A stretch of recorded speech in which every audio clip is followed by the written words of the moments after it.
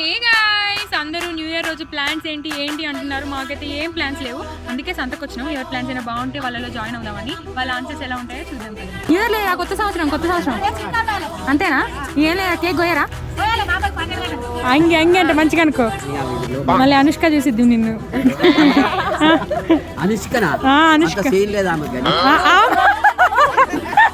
ఆమెకే లేదా మిమ్మల్ని?